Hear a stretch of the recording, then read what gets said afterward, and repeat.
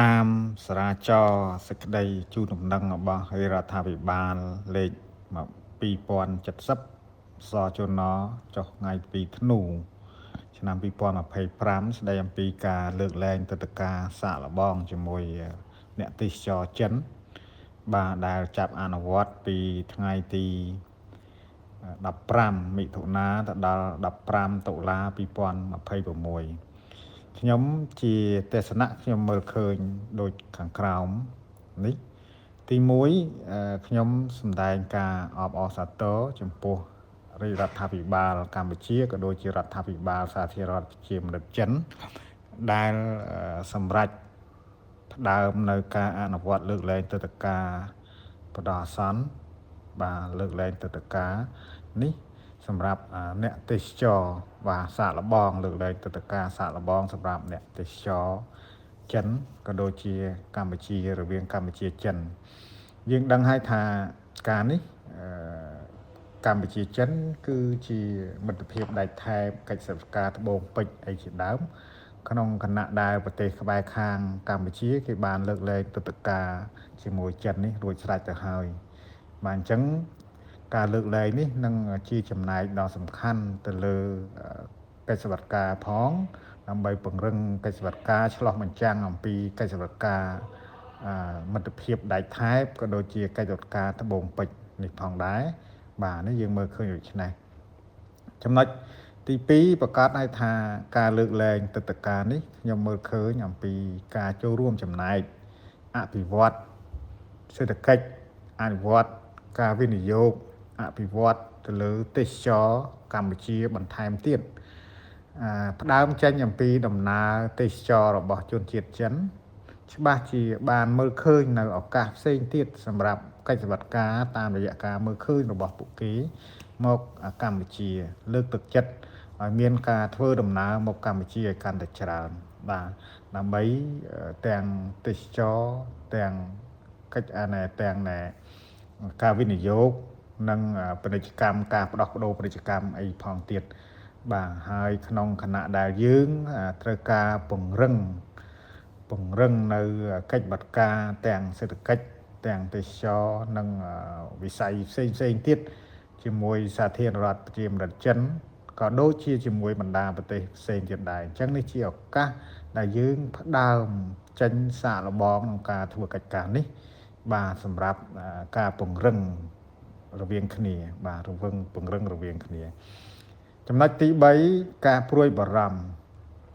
តាមរយៈការបើកនេះជាចំណែកមួយនៃការព្រួយបារម្ភវាមិនជាការខុសឆ្គងអីទេបាទទៅលើការព្រួយបារម្ភអំពីអ្នកទេសចរជាពិសេសដែលគេសម្ដែងទៅលើការព្រួយបារម្ភទៅលើអ្នកទេសចរចិនតែខ្ញុំក៏ជាអ្នកស្រាវជ្រាវជាស្កូឡាម្នាក់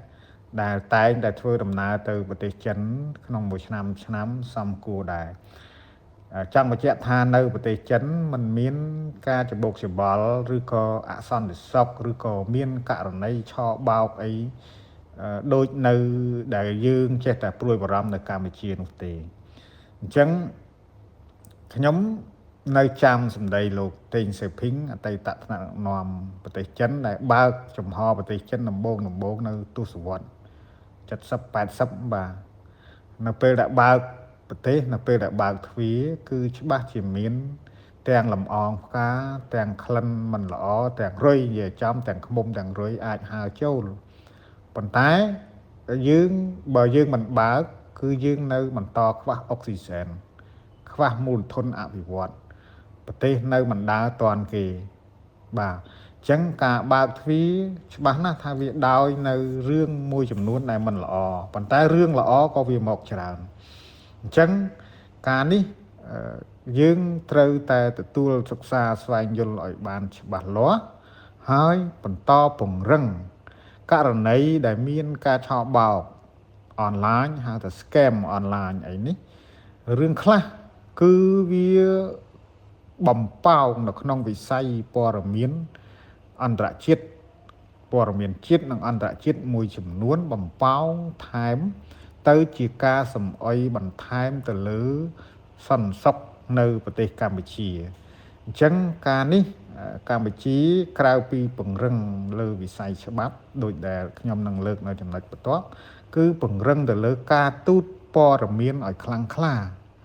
បាទយើងអត់ចង់ប្រៀបធៀបប្រទេសអ្នកណាអាក្រក់ទេប៉ុន្តែបើយើងក្នុងនិយាយបរិការបច្ចុប្បន្ននេះប្រទេសថៃមានបញ្ហានឹងខ្លាំងប៉ុន្តែចេះតែរុញមកកម្ពុជាតាមរយៈព័ត៌មាននេះឯងចឹងហើយកម្ពុជាត្រូវតែមានមេរៀនស្ដីអំពីព័ត៌មាននេះទទួលបានមេរៀនហើយត្រូវធ្វើខ្លួនយ៉ាងដូចម្ដេចបាទកសាងផ្ដល់ភាពស្អាតស្អំរបស់ខ្លួនតាមរយៈវិស័យព័ត៌មាន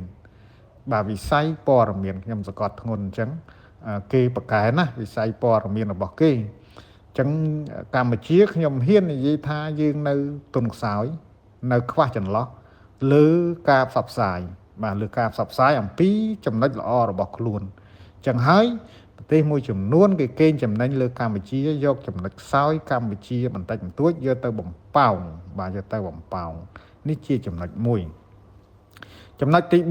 4យើងទទួលស្គាល់ហើយថាវាមានអំពើឆោបោកវាមានភាពអសកម្មអីហោហែដូច្នេះត្រូវពង្រឹងច្បាប់ទៅលើច្បាប់ផ្សេងដែលពាក់ព័ន្ធនឹងជនអន្តោប្រវេសន៍បាទ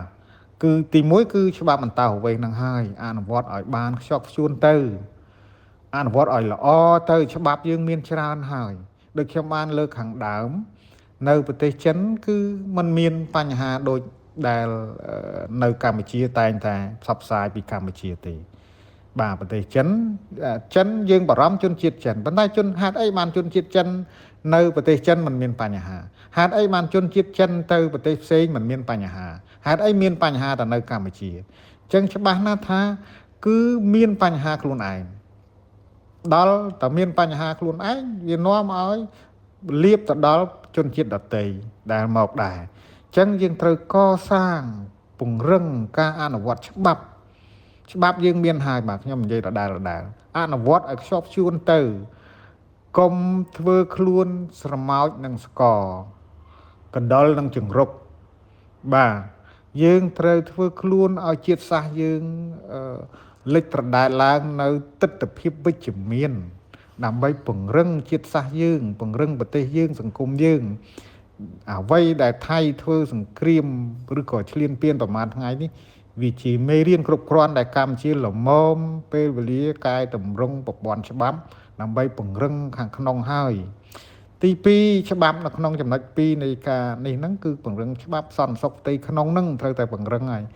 ទី3នៅក្នុងចំណុចហ្នឹងដដែលហ្នឹងគឺបញ្ហាពង្រឹងខាយបច្ចេកវិទ្យាព័ត៌មានវិស័យបច្ចេកវិទ្យាព័ត៌មាននេះគឺដើរតួនាទីសំខាន់ណាស់ក្នុងការគ្រប់គ្រងទៅលើប្រព័ន្ធ scam online ប្រព័ន្ធឆោបោក online ហ្នឹងអញ្ចឹងយើងធ្វើទៅបាទយើងធ្វើទៅយើងមានច្បាប់យើងមានអីអស់ហើយចំណុចទី5ខ្ញុំគួរតែបានលើកថាជាទស្សនៈរួមនៃការបូកសរុបនៅក្នុងចំណុចនេះខ្ញុំគិតថាយើងហ៊ានបើកទូលាយយើងត្រូវតែហ៊ានបើកទូលាយត្រូវតែហ៊ានប្រឈម